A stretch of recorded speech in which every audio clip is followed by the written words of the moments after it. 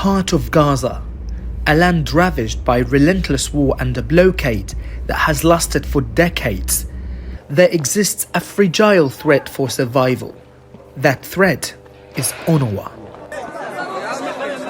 For more than 70 years, the United Nations agency has been the guardian of the most basic human rights for millions of Palestinian refugees. And since the onset of Israel's devastating war on Gaza, UNRWA has been at the center of the humanitarian relief effort, mobilizing its limited resources to address the urgent needs of Palestinians. We're sitting in a health center right now. This is one of only 3 remaining UNRWA health centers left in the Gaza Strip, of 22. Everything else has been destroyed, but what UNRWA has been able to do is find other facilities, work with the community, and continue to provide much-needed healthcare. Even in the middle of the shelling and bombings, UNRWA's mission goes on.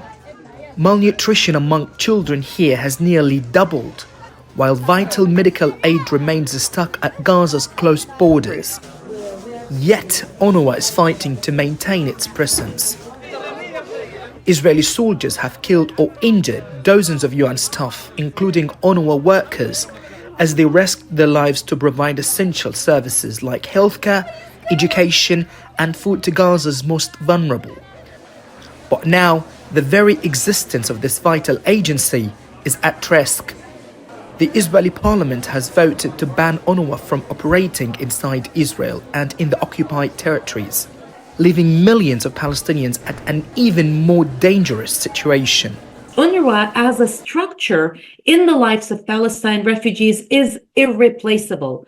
Having said that, if UNRWA were forced to shut down its schools, health centers, and all its services tomorrow, Palestine refugees remain Palestine refugees. This is a legal status. They will not lose it. And it's a status that is subject to political negotiations that will put an end to the status of refugees. As international debates linger about aid corridors, Gaza's sick, injured, and malnourished children need urgent assistance.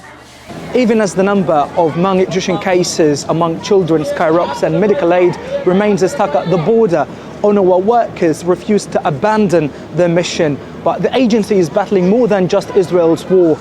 It's also facing funding shortages and growing efforts to undermine its very presence. Tareq Azzoum, Al Jazeera, Deir el-Balah, Palestine. Make sure to subscribe to our channel to get the latest news from Al Jazeera.